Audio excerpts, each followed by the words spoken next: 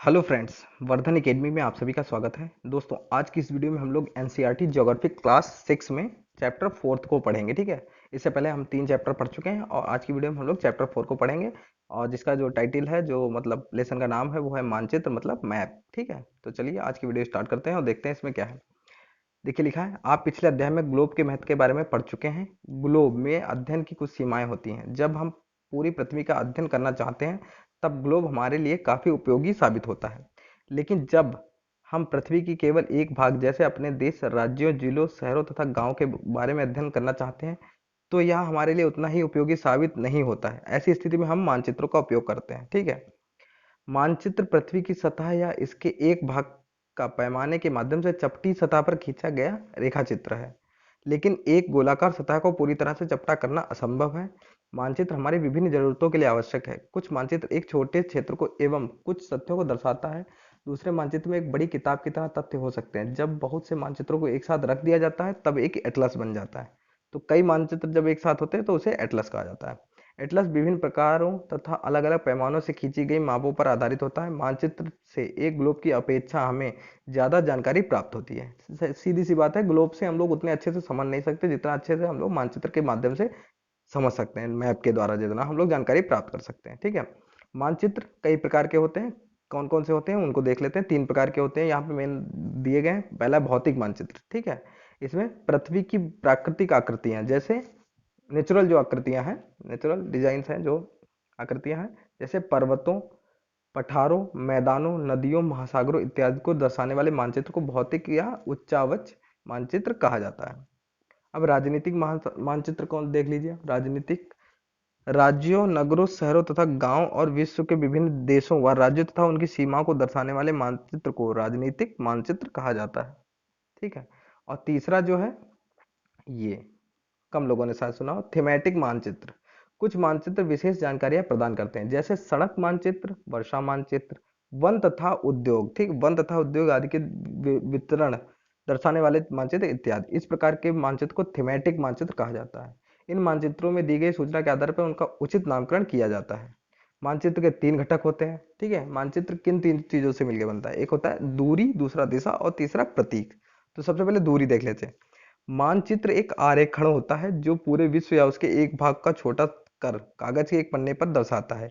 या यह कह सकते हैं कि मानचित्र छोटे पैमाने पर खींचे जाते हैं, लेकिन इसे इतनी सावधानी से छोटा किया जाता है ताकि स्थानों के बीच की दूरी वास्तविक रहे। यह तभी संभव हो सकता है जब कागज पर एक छोटी सी दूरी स्थल की बड़ी दूरी को व्यक्त करती हो। इसलिए इस उद्देश्य के लिए एक पैमाना चुना जाता है। पैमाना स्थल पर वास्तविक दूरी तथा मानचित्र पर दिखाए गए दूरी के बीच का अनुपात होता है। उदाहरण के लिए, आपके विद्यालय एवं आपके घर के बीच की दूरी 10 किलोमीटर है, जिसे मानचित्र पर 2 सेंटीमीटर की दूरी से व्यक्त किया गया है। इसका अभिप्राय है कि मानचित्र का 1 सेंटीमीटर स्थल के 5 किलोमीटर को दर्शाता है। मतलब जैसे अगर एक ये खींची गई है और ये टोटल 20 किलोमीटर है। ठीक है, और इसमें दो दो दो करके ये लिखा है, 2, 4, 6, 8, 10, खाली 10 तक यहाँ पे लिखा है। तो इसका मतलब 2 का मतलब है ये कितने किलोमीटर हुआ? 2 किलोमीटर ये हो गया यहाँ पर। 2 दूनी 4, क्योंकि पर यहाँ तक एक मतलब एक जो है उसको 2 किलोमीटर मान लिया जाए, लेकिन इसमें इन्होंने कहा है कि 10 किलोमीटर है, जिसे मानचित्र पर 2 सेंटीमीटर की दूरी से व्यक्त किया गया हो। इसका मतलब क्या हो गया? मानचित्र का 1 सेंटीमीटर जो होगा, सिर्फ 1 सेंटीमीटर, वो 5 सेंटीमीटर के बराबर, 5 किलोमीटर के बराबर होगा। आपके रेखा चित्र का पैमाना होगा 1 सेंटीमीटर बराबर 5 किलोमीटर। इस प्रकार पैमाना किसी भी मानचित्र के लिए बहुत महत्वपूर्ण होता है। अगर आपको पैमाने की जानकारी है तो आप मानचित्र पर दिए गए किसी भी 2 स्थानों के बीच की दूरी का पता लगा सकते हैं।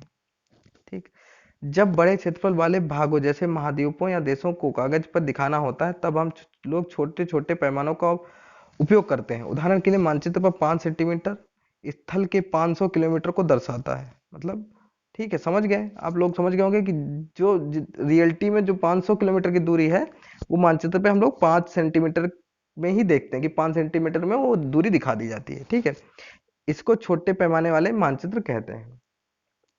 जब एक छोटे क्षेत्रफल वाले भाग जैसे आपके गांव या शहर को कागज पर दिखाना होता है तब हम बड़े बड़े पैमाने का उपयोग करते हैं। जैसे स्थल पर 500 मीटर की दूरी को मानचित्र पर 5 सेंटीमीटर में दर्शाया गया है। इस प्रकार के मानचित्र को बड़े पैमाने वाला मानचित्र कहते हैं। ठीक है, इसमें देखिए 500 मीटर की दूरी को 5 सेंटीमीटर में दिखा रहे हैं, ये 500 किलोमीटर की दूरी में 5, तो ये छोटे पैमाने वाला हो गया, ये बड़े पैमानों में।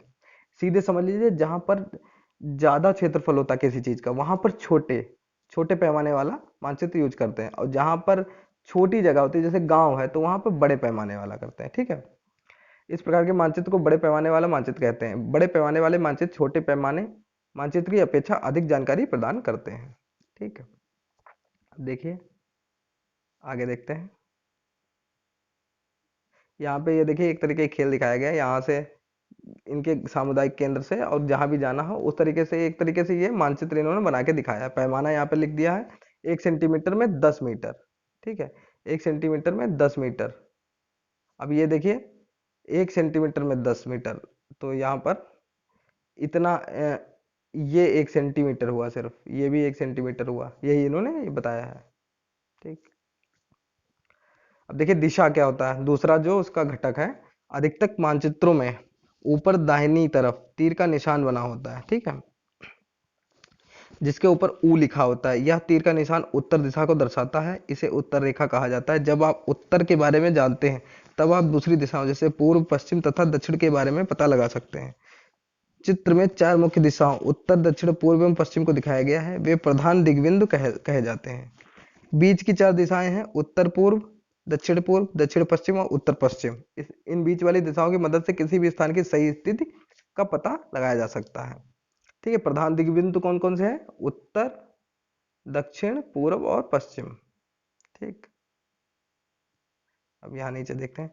हम दिक् सूचक की सहायता से, ठीक, कंपास की सहायता से, ये देखिए कंपास बना है, इसकी सहायता से क्या दिशा, सही दिशा का पता लगा सकते हैं। ठीक, अब ये क्या है, इसकी चुंबकीय सुई की दिशा हमेशा उत्तर और दक्षिण की होती है। उत्तर दक्षिण अगर आपको पता चल जाए तो बाकी आप पता कर लेंगे। ठीक है, प्रतीक, अब लास्ट इसका जो घटक है वो है प्रतीक। यह किसी भी मानचित्र का तीसरा प्रमुख घटक है। किसी भी मानचित्र पर वास्तविक आकार एवं प्रकार में विभिन्न आकृतियां जैसे भवनों, सड़कों, पुलों एवं वृक्षों, रेल की पटरियों या कुओं को दिखाना संभव नहीं होता, इसलिए वे निश्चित अक्षरों, छायाओं, रंगों, चित्रों तथा रेखाओं का उपयोग करके दर्शाए जाते हैं। ये प्रतीक कम स्थान में अधिक जानकारी प्रदान करते हैं। इन प्रतीकों के इस्तेमाल के द्वारा मानचित्र को आसानी से खींचा जा सकता है तथा इनका अध्ययन करना आसान होता है। अगर आप एक क्षेत्र की भाषा को नहीं जानते हैं तथा आप किसी से दिशाओं के बारे में नहीं पूछ सकते, तब आप इन चिन्हों की सहायता ले सकते हैं। अब देखिए यहाँ पे चिन्ह दिखाए गए, प्रतीक दिखाए गए, जैसे रेलवे लाइन के लिए ये देखिए, बड़ी लाइन के लिए इस टाइप से, फिर मीटर लाइन के लिए ये है, और रेलवे स्टेशन के लिए ये है। सड़कें पक्की पक्की सड़क होगी तो सीधी लाइन, और कच्ची है तो डॉट डॉट डॉट, यही होते हैं, रियल में भी यही होते हैं। सीमा अंतरराष्ट्रीय सीमा है तो इस तरीके से, ठीक है, राज्य सीमा है तो इस तरीके से, और अगर जिला की सीमा है तो इस तरीके से। नदी, कुआं, तालाब, नहर, इनकी भी ये इस तरीके से दी गई है। पूजा वाले स्थान है उनको उसी के हिसाब दे दिया जाता है, और पोस्ट ऑफिस, पीओ, इस तरीके से ये सारी चीजें दिखा दी जाती हैं। ठीक है, अब देखिए आगे देखते हैं। अब यहाँ पे देखिए कुछ था यहाँ पर, हाँ प्रतीक, हाँ ये यहाँ से था। ये प्रतीक कम स्थान में अधिक जानकारी प्रदान करते हैं। इन प्रतीकों के इस्तेमाल के द्वारा मानचित्र को आसानी से खींचा जा सकता है तथा इनका अध्ययन करना आसान होता है। अगर आप एक क्षेत्र को, भाषा को नहीं जानते हैं तथा आप किसी दिशाओं के बारे में नहीं पूछ सकते, तब आप इन चित्रों की सहायता के द्वारा मानचित्र से जानकारी प्राप्त कर सकते हैं। ठीक है, मानचित्रों की एक विश्वव्यापी भाषा होती है जिन्हें सभी आसानी से समझ सकते हैं। इन प्रतीकों के उपयोग के संबंध में एक अंतरराष्ट्रीय सहमति है। ये रूढ़ प्रतीक होगा, शायद प्रतीक कहे जाते हैं। कुछ रूढ़ प्रतीक चित्र 4.2 में दर्शाए गए, ये ऊपर वाले जो दिखाए गए थे। ठीक है, 4.2 में, सॉरी 4.4 लिखा है, ये 4.3, 4.2 कहाँ है? ये तो दिक्सूचक है, पता नहीं क्या है, लिख देते हैं। ठीक है, कहे जाते हैं। अच्छा 3 में कहा गया था, वो तो हम लोग देख ही लिया। विभिन्न रंगों का उपयोग भी इसी उद्देश्य के लिए किया जाता है। उदाहरण के लिए सामान्यतः नीले रंगों का प्रयोग जलाशयों, मतलब जहाँ पानी की मौजूदगी होगी वहां पर नीले रंग का प्रयोग। भूरा रंग पर्वतों के लिए, पीला रंग पठारों, और हरा रंग मैदानों को दर्शाने के लिए किया जाता है। रेखा चित्र क्या होता है? रेखाचित्र एक आरेखण है जो पैमाने पर आधारित ना होकर याददाश्त और स्थानीय प्रेक्षण पर आधारित होता है। कभी कभी किसी क्षेत्र के एक कच्चे आरेखण की आवश्यकता वहां के एक स्थान से दूसरे स्थान के सापेक्ष दिखाने के लिए होती है। मान लीजिए कि आप अपने मित्र के घर जाना चाहते हैं लेकिन आपको रास्ते की जानकारी नहीं है। आपका मित्र आपके घर के रास्ते को बताने के लिए एक कच्चा आरेखण बना सकता है। इस प्रकार कच्चे आरेखण को बिना पैमाने की सहायता से खींचा जा सकता है तथा इसे रेखाचित्र मानचित्र कहते हैं। अब है खाका, ये लास्ट है आपका। एक छोटे क्षेत्र का बड़े पैमाने पर खींचा गया रेखाचित्र खाका कहा जाता है। एक बड़े पैमाने वाले मानचित्र से हमें बहुत सी जानकारियां प्राप्त होती है, लेकिन कुछ ऐसी चीजें हैं जिन्हें हम कभी कभी जानना चाहते हैं, जैसे किसी कमरे की लंबाई एवं चौड़ाई, जिसे मानचित्र से नहीं दिखाया जा सकता। उस समय हम लोग बड़े पैमाने वाले एक रेखाचित्र खींच सकते हैं जिसे खाका कहा जाता है।